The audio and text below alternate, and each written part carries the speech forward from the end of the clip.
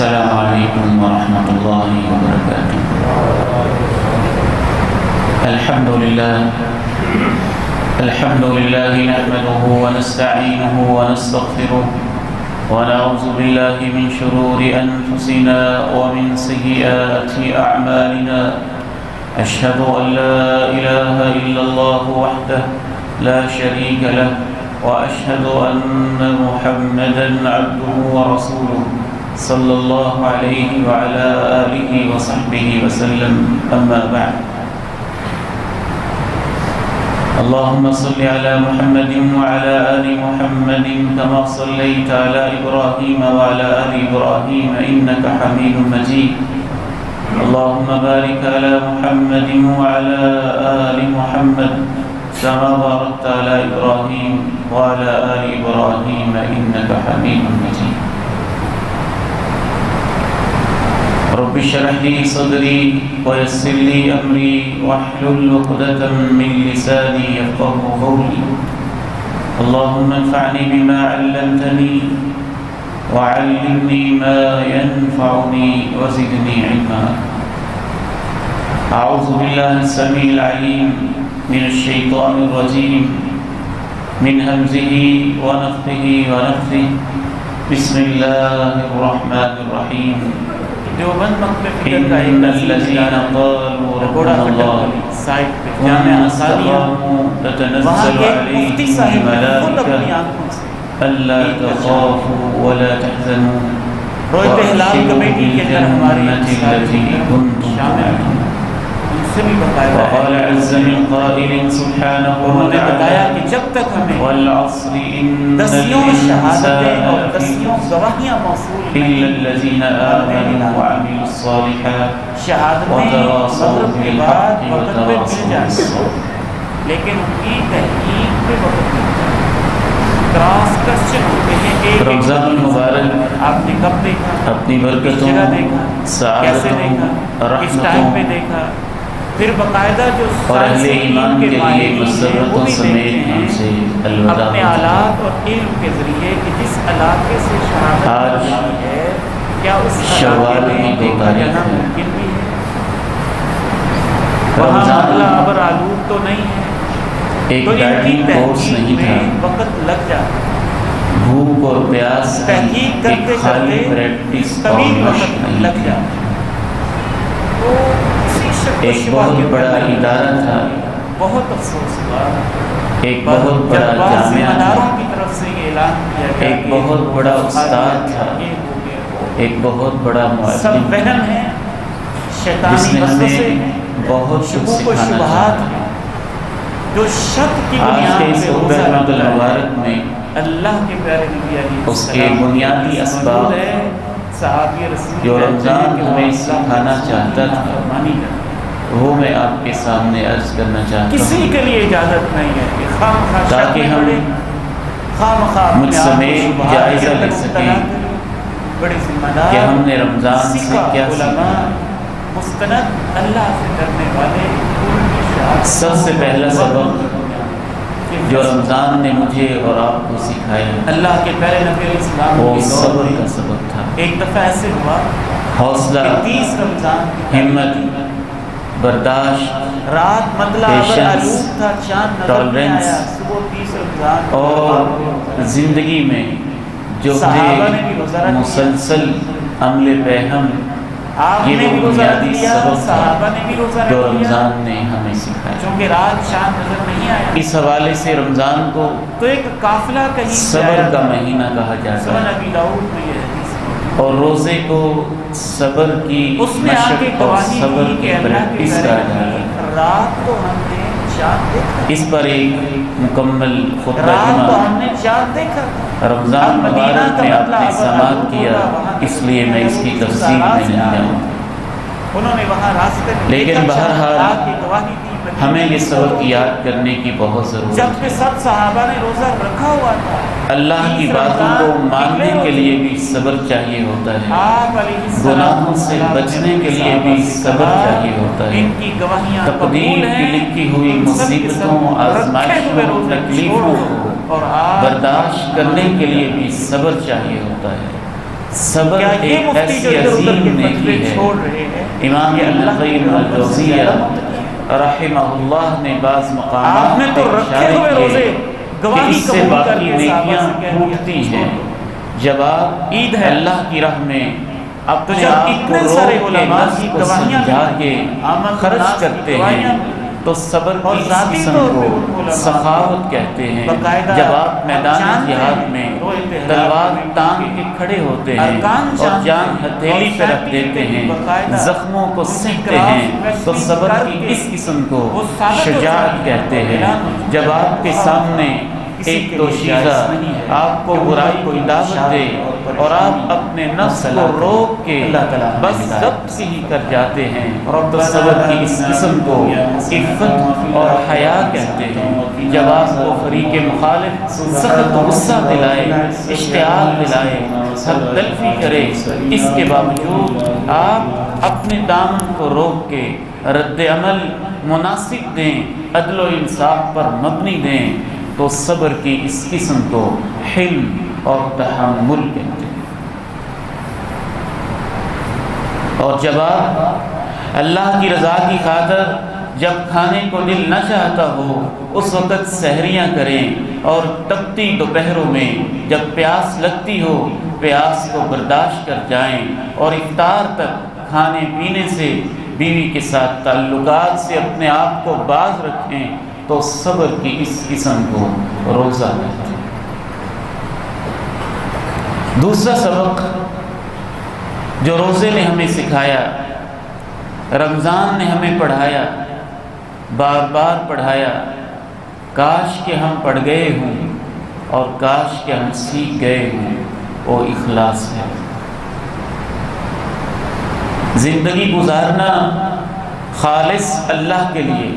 نیکیاں کرنا خالص اللہ کی رضا کے لیے،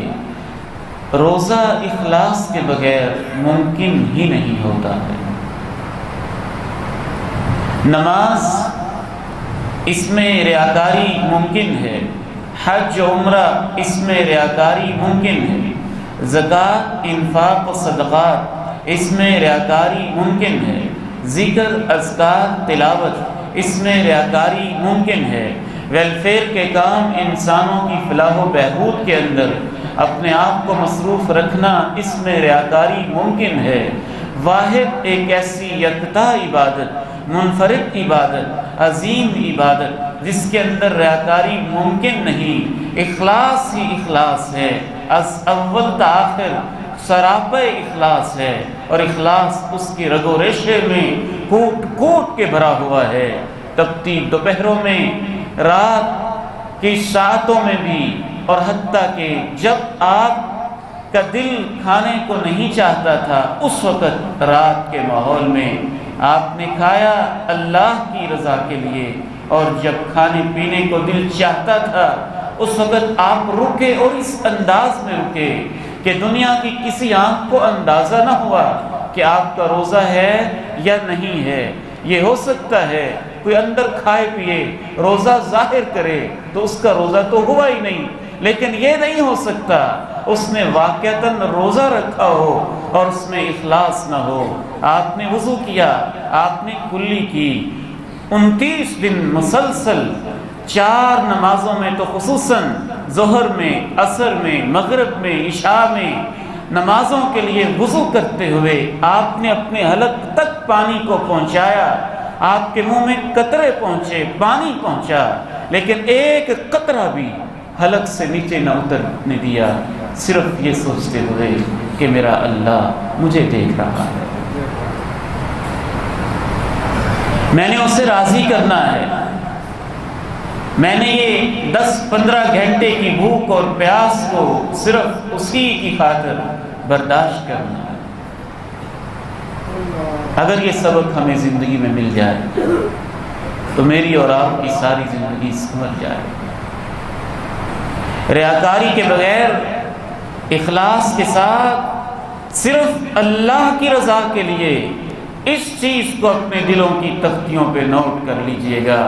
زندگی میں ایک نیکی بھی نصیب ہو جائے اور وہ اللہ کو قبول ہو جائے تو اس ایک نیکی ہی سے زندگی کے سارے گناہ معاف ہو جاتے ہیں۔ یہ اتنی عظیم عبادت ہے۔ کیا کیا تھا اس عورت نے جو زانیہ تھی، جو فاحشہ تھی، جو بدکارہ تھی؟ راہ چلتے ہوئے کتے کو پانی ہی کیوں پلایا تھا؟ پانی بھی وہ جو اس نے خریدا نہیں، پانی بھی وہ جس پہ اس کی کوئی زیادہ لاگت نہیں آئی، مقدار بھی اتنی تھوڑی سی کہ ایک کتے کی بس ہلکی سی پیاس بجھ گئی۔ لیکن کیا تھا جس وجہ سے اللہ کے پیغمبر نے اتنی صدیوں کے بعد بھی پانی کے پلائے ہوئے اس کے قطروں کا تذکرہ کیا، پیغمبر کی زبان پہ تذکرہ ہوا، اس وقت سے لے کے آج تک اور آج سے لے کے قیامت تک اس عورت کا تذکرہ منبر و محراب پہ ہوتا ہی رہے گا، کیونکہ پیغمبر کی زبان پہ اس کا تذکرہ آ گیا تھا۔ آپ نے فرما دیا تھا بینما امرأ بغی من بغایا بنی اسرائیل، راہ چلتے ہوئے بنی اسرائیل کی ایک فاحشہ عورت کتے کو پیاسا ہانپتا دیکھتی ہے، پانی کے چند قطرے پلاتی ہے، رب کریم اس کی قدر کرتے ہیں، اس کی زندگی کے سارے گناہوں کو معاف کر دیتے ہیں۔ کہاں سے اٹھا کے اللہ نے اس عورت کو کہاں پہنچا دیا؟ جس کا نام تک لینا گوارا نہیں تھا، منبر و محراب پہ اس کے تذکرے ہونے لگے۔ پیغمبر آخر الزمان کی زبان اقدس سے اس کا واقعہ باقاعدہ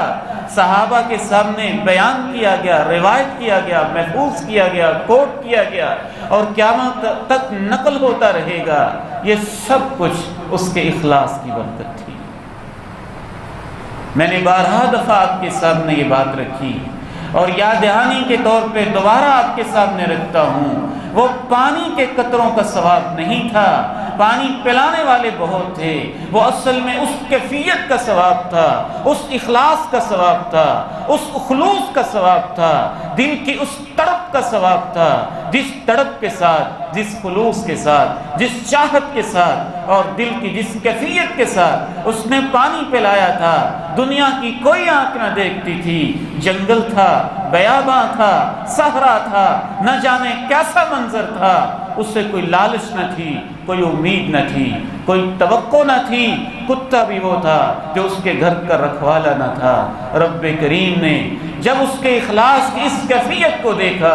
تو پانی کے چند قطروں کے اندر بھی وہ برکتیں ڈالی کہ زندگی بھر کے گناہوں کو معاف کرے۔ اور روزے نے ہمیں اخلاص سکھایا ہے، یہ سبق سکھایا ہے کہ زندگی یہ سمجھ کے گزارو کہ رب کریم دیکھ رہا ہے، زندگی یہ سوچ کے گزارو وہ سن بھی رہا ہے، زندگی یہ سوچ کے گزارو اس کے سب کچھ علم میں ہے، وہ جانتا بھی ہے میری خلوتوں کو، میری جلوتوں کو، میری صبحوں کو، میری شاموں کو، میری راتوں کو، میرے دنوں کو، میرے دل کے رازوں کو، سینے کی دھڑکنوں کو، زبان کے بولوں کو، آنکھوں کی جنبشوں کو، ہاتھوں کی حرکتوں کو، قدموں کی آہٹوں کو۔ انہ علیم بذات الصدور، کام کر دینا تو بات کی بات ہے، جس نیت سے میں کام کرتا ہوں اور اب تو اس نیت کو بھی جانتا ہوتا ہے۔ کتنے ہی لوگ صبح و شام کھانا کھاتے ہوں گے، پہلے بھی کھاتے ہوں گے، بس نیت ہی تو بدلی تھی، انداز ہی تو بدلے تھے۔ تو اخلاص، رمضان نے ہمیں دوسرا سبق یہ سکھایا ہے کہ اپنی زندگی کو خالص کر لیں۔ انما الاعمال بالنیات، تمام اعمال کا دار و مدار اس پر ہے کہ آپ اللہ کے ساتھ کتنے مخلص ہیں، آپ کی نیتیں کیا ہیں، آپ کے ارادے کیا ہیں، عمل کے محرکات کیا ہیں، فیکٹرز اور اسباب و علل کیا ہیں جن کی وجہ سے آپ کوئی نیکی یا خیر کا کام کر رہے ہیں۔ تیسرا سبق جو رمضان نے مجھے اور آپ کو سکھایا اور بار بار سکھایا، قدم قدم پہ، لمحہ بلمحہ، روز روز کی سحریوں میں، روزانہ کی افطاریوں میں، دسترخوانوں پہ سجے ہوئے کھانوں اور مشروبات اور قسم قسم کی مطعومات و مشروبات میں، وہ اللہ کی اطاعت کا سبب ہے، اطاعت کا سبب ہے۔ جیو تو اس لیے نہیں کھانا ہے پینا ہے، جیو تو اس لیے نہیں کہ دل چاہتا ہے، جیو تو اس لیے نہیں کہ نفس کی خواہش ہے، جیو تو اس لیے نہیں کہ دل ایسے چاہتا ہے۔ جو دلوں کے غلام ہوتے ہیں، جو خواہشوں کے اسیر ہوتے ہیں، جن کی زندگیاں بس خواہشوں کے تابع ہوتی ہیں، جی چاہا نماز پڑھ لیں تو پڑھ لی، جی چاہا چھوڑ دیں تو چھوڑ لی، دل چاہا کھانا کھا لیں تو کھا لیا، دل چاہا حرام کھا لیں تو حرام کھا لیا، جی چاہا حلال کھا لیں تو حلال کھا لیا، دل چاہا حلال بیوی سے تعلق ہو تو ادھر تعلق قائم کر لیا، دل چاہا کہ نجائز معاشقے بھی ہوں تو ادھر بھی انسان لگ گیا، دل چاہا کہ عفت حیا ہو تو تھوڑی دیر کے لیے عفت و حیا کے بسیرے بھی کر لیے،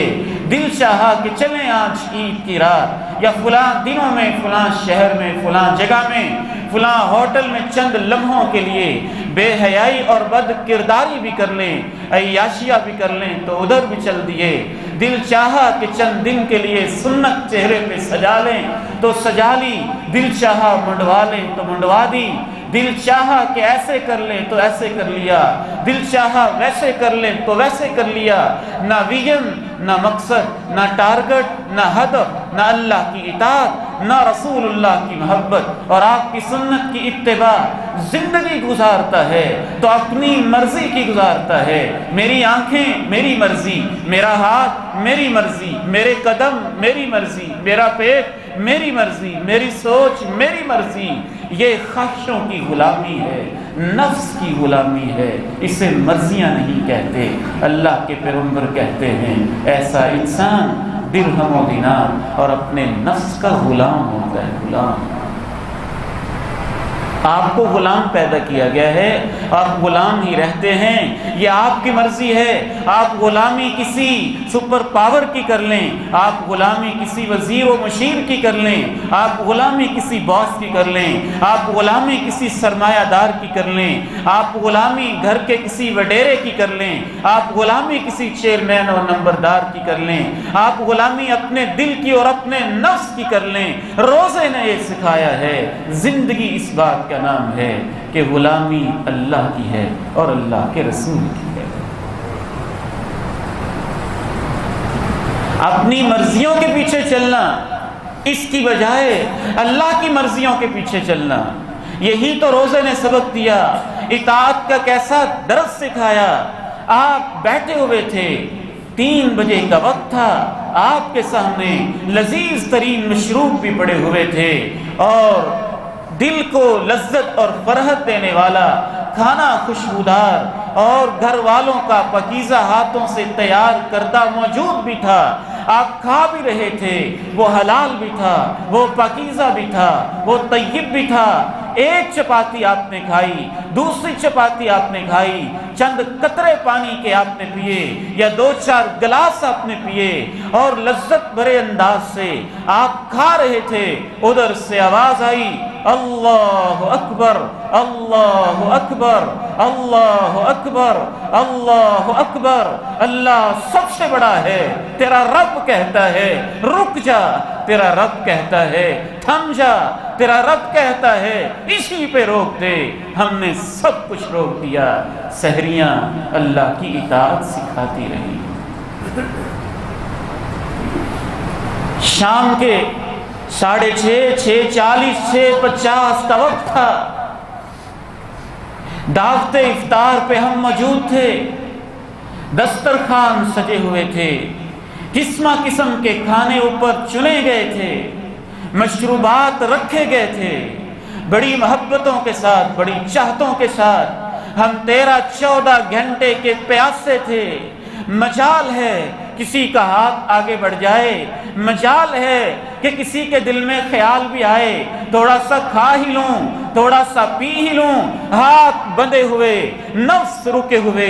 آنکھیں جھکی ہوئی، دل نرم اور گداز اللہ کی اطاعت کا سراپا ہم بنے ہوئے ادھر سے آواز آئی اللہ اکبر اللہ اکبر اللہ اکبر اللہ اکبر، اللہ سب سے بڑا ہے، تیری زندگی کا مقصد کھانا پینا نہیں، بندہ مومن تیرا رب کہتا ہے اب کھا لے۔ ہمارے ہاتھ بڑے کھانے کی طرف، پھر ہم نے دل بھر کے جی بھر کے کھایا، اللہ کے حکم کو مان کے کھایا۔ سحریوں نے اللہ کی اطاعت سکھائی، افطاریوں نے اللہ کی اطاعت سکھائی۔ جینا ہے تو ایسے جیو، زندگی گزارنی ہے تو ایسے گزارو، پیش نظر اللہ کی رضا رہی۔ اور اللہ کے پیارے نبی علیہ السلام نے یہ وعدہ کیا من جعل الہموم ہما واحدا کفاہ اللہ ہم دنیا ومن تشعبت به الہموم لم یبال اللہ بأی اودیتہ ہلک۔ جو اپنی ساری فکریں، اپنے سارے مقصد، اپنے ساری سوچیں، اپنے سارے ویژن، اپنے سارے ٹارگٹ اللہ کی رضا اور آخرت کو بنا دیتا ہے، اللہ اس سے کہتے ہیں تیری دنیا کی پریشانیاں اب میرے ذمہ ہو گئی۔ وہ صحابی رسول تھے، آ رہے تھے، فرمایا بیٹھ جاؤ بیٹھ جاؤ، ادھر ہی بیٹھ گئے، ایک قدم آگے گزارنا گوارا نہ کیا، کبھی بھی گوارا نہ کیا۔ وہ صحابی رسول تھے، سونے کی انگوٹھی پہنی تھی، اللہ کے پیغمبر نے دست مبارک سے پکڑی، اتار کے نیچے رکھ دی، آپ تشریف لے گئے۔ صحابہ کہنے لگے اٹھا لیجئے، آپ پر منع ہے، گھر والوں کے لیے، بیٹیوں کے لیے، ماؤں کے لیے، بہنوں کے لیے،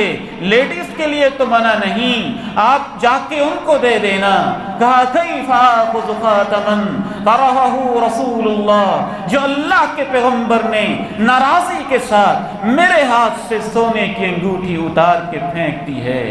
اگر میں اللہ کے رسول کا غلام ہوں تو اس انگوٹھی کو میرا ہاتھ اب کیسے لگ سکتا ہے؟ مدینہ کا ماحول تھا،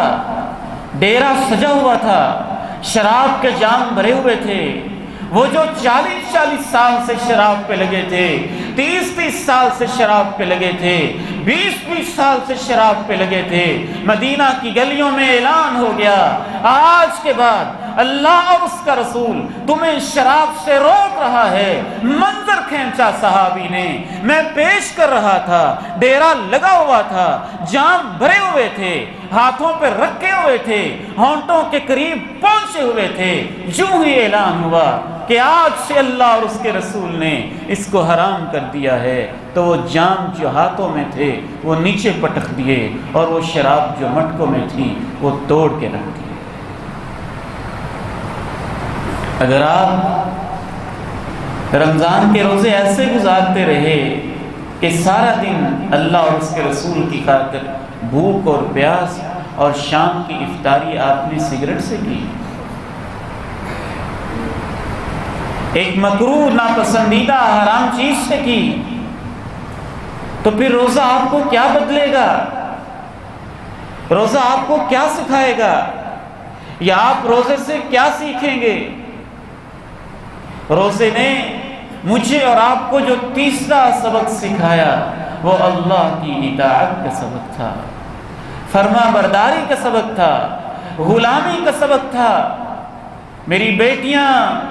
توجہ سے سن لیں، میری مائیں بہنیں توجہ سے سن لیں، کفر ہے کفر یہ لفظ کہنا، میرا جسم میری مرضی، کفر ہے بہت بڑا۔ آپ کے جسم پہ آپ کی مرضی کب چلتی ہے؟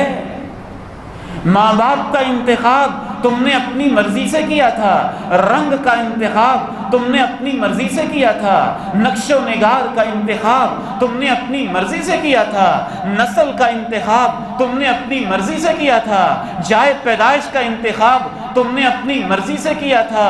کیا رزق ملے گا اس کا انتخاب تم نے اپنی مرضی سے کیا تھا، بہنوں بھائیوں کا انتخاب تم نے اپنی مرضی سے کیا تھا۔ جوانی سے جب تم بڑھاپے میں گئی تھیں تو کیا اپنی مرضی سے گئی تھی؟ دن رات گزرتے رہے، تمہاری مرضی سے گزرتے رہے، بیماریاں آئیں تمہاری مرضی سے آتی رہیں، ہسپتال کے اندر لیٹی ہوئی وہ مائیں بہنیں بیٹیاں جن کی عیدیں ہسپتال کے بیڈوں پہ گزریں وہ اپنی مرضی سے گزارتی رہیں، جو قبرستان میں جا کے پہنچ گئے اور ان کی عیدیں قبر کی اندھیری راتوں میں گزری، کیا وہ اپنی مرضی سے وہاں گئی؟ میرا جسم میری مرضی، کفر ہے اللہ کے ساتھ، واضح کفر، بغاوت، نافرمانی، سیدھا اعلان کہ نہیں مانتی تجھ کو میرے مولا، کون ہوتا ہے تو؟ کوئی کافرہ کہے تو اس کا کہنا بنتا ہے، مسلمان کی بیٹی کہے میری مرضی، تم کون ہے ہوتے ہو؟ نہیں، روزے نے سکھایا اللہ تیرے بندے ہیں، زمین تیری ہے، آسمان تیرا ہے، آنکھیں تو نے دی، ہاتھ تو نے دیے، پلکیں تو نے دی، بھویں تو نے دی، دل تو نے دیا، دھڑکنیں تو نے دی، سینہ تو نے دیا، جذبے تو نے دیے، دماغ تو نے دیا، سوچیں تو نے دی، قدم تو نے دیے، آہٹیں بھرنے کی توفیق تو نے دی، زبان تو نے دی، قوت نطق، قوت گویائی تو نے دی۔ اللہ تیری مرضی کے ساتھ کھائیں گے، تیری مرضی کے ساتھ پئیں گے، تیری مرضی سے سحریاں، تیری مرضی سے افطاریاں، تیری مرضی سے زندگی گزاریں گے۔ جو ایسے گزارتے ہیں پھر ان کو دوہری دوہری خوشیاں بھی ملتی ہیں۔ کھانا تو وہی تھا جو ہر روز کھاتے تھے، رمضان میں اللہ کی مرضی سے کھایا تو اللہ نے کہا جب افطاری کرو گے تب بھی تمہیں خوشی دوں گا، جب میری ملاقات کے وقت آؤ گے تب تو وہ خوشیاں دوں گا جو تم سوچ ہی نہیں سکتے۔ پہلا سبق صبر کا سکھایا، دوسرا سبق اخلاص کا سکھایا،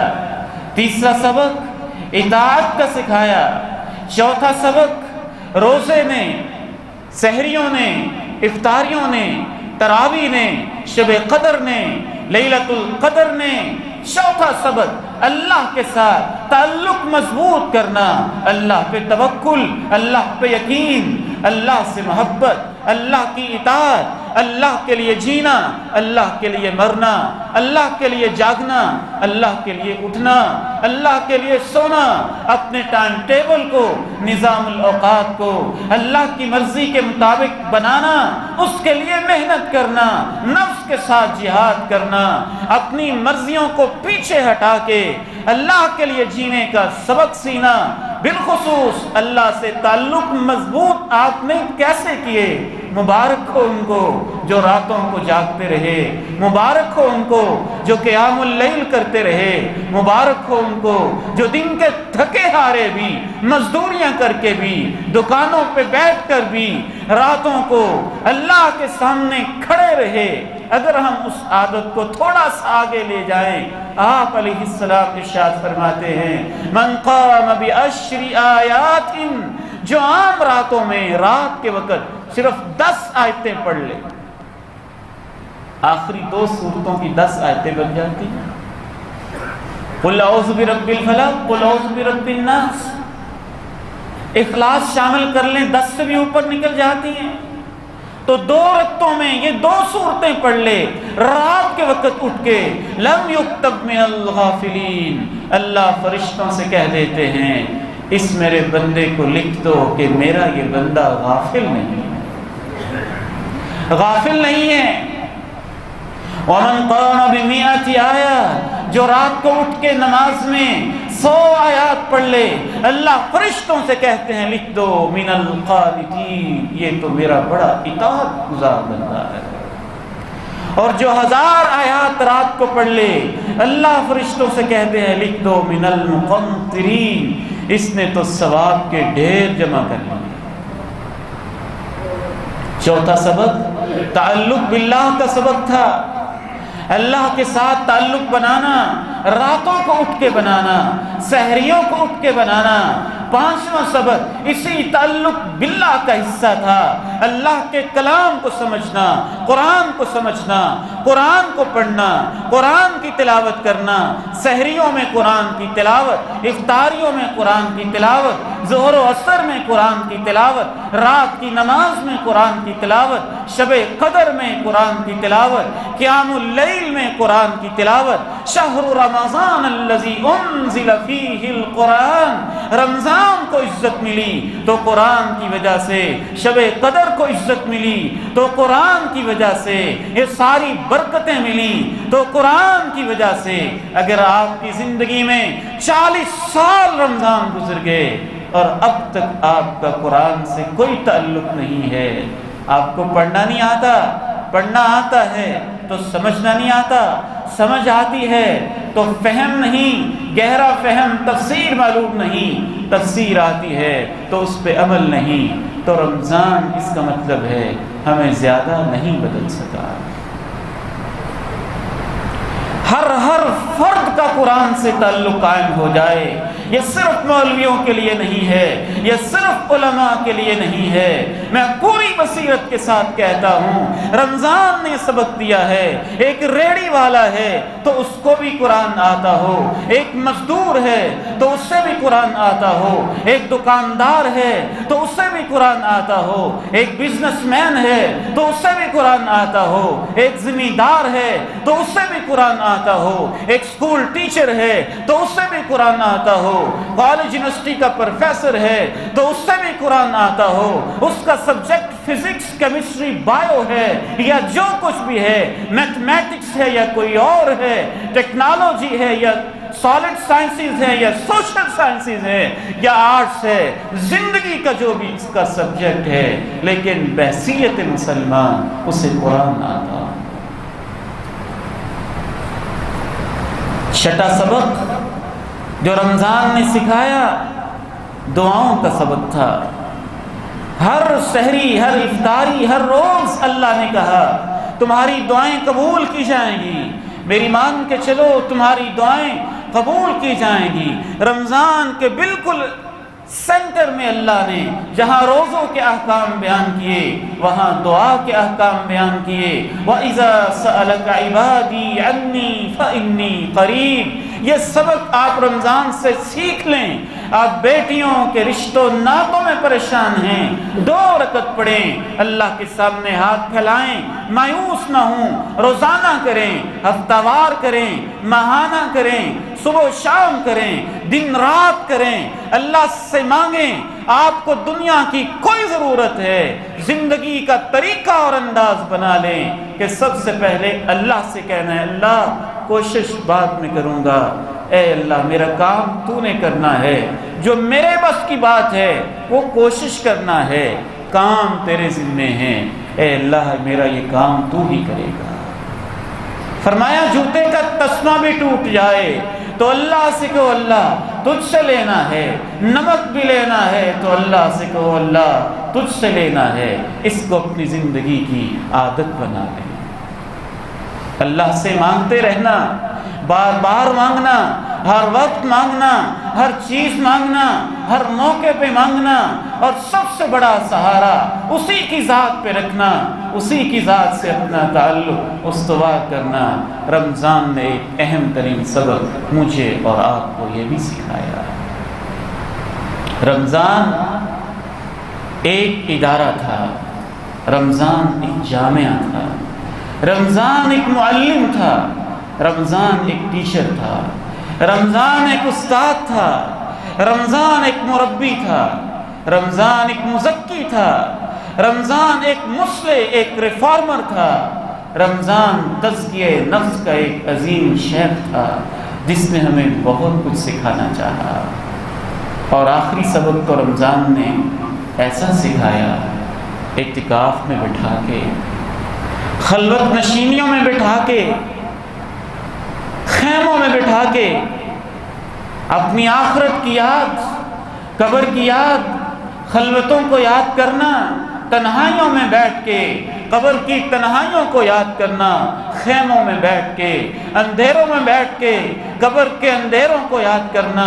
علیحدہ بیٹھ کے یہ یاد کرنا ہر انسان اپنے اعمال کا اکیلا ہی ذمہ دار ہوگا، اللہ کی عدالت میں پیش ہوگا۔ اس میں تو رمضان سبق سکھانے میں پیک پہ پہنچا ہوا تھا، عروج پہ پہنچا ہوا تھا۔ کاش کہ ہم نے اس سے کچھ سیکھ لیا ہو، کچھ سبق، کچھ لیسنز، کچھ دروس، کچھ پیغامات رمضان کے میں آپ کے سامنے عرض کر سکا۔ ایک آخری پیغام بیان کر کے آپ سے اجازت چاہتا ہوں۔ رمضان نے صبر سکھایا، رمضان نے اطاعت سکھائی، رمضان نے مجھے اور آپ کو اللہ کے ساتھ تعلق مضبوط کرنا سکھایا، رمضان نے مجھے اور آپ کو چوتھا سبق قرآن کے ساتھ مضبوط تعلق قائم کرنے کا سکھایا۔ رمضان نے جہاں بہت کچھ سکھایا، وہاں ایک سبق ایثار کا سکھایا، قربانی کا سکھایا، سخاوت کا سکھایا، ہمدردی کا سکھایا، غریبوں کے درد محسوس کرنے کا سکھایا، یتیموں، بیواؤں، اپاہجوں، معذوروں کی تکلیفوں کو محسوس کرنے کا سکھایا، زکوٰۃ سکھائی، انفاق سکھایا، صدقات سکھائے، خیرات سکھائے، میں اپنے معاشرے کے لیے کیا کر سکتا ہوں یہ سکھایا، بھوکے رہ کے بھوک کا احساس سکھایا، پیاسے رہ کے پیاس کا احساس سکھایا۔ اللہ سے دعا ہے کہ اللہ تعالیٰ رمضان نے جو کچھ ہمیں سکھایا ہے اسے واقعتاً سیکھنے اور آئندہ زندگی میں اس پہ عمل پیرا ہونے کی توفیق نصیب فرمائے۔ وآخر دعوانا الحمد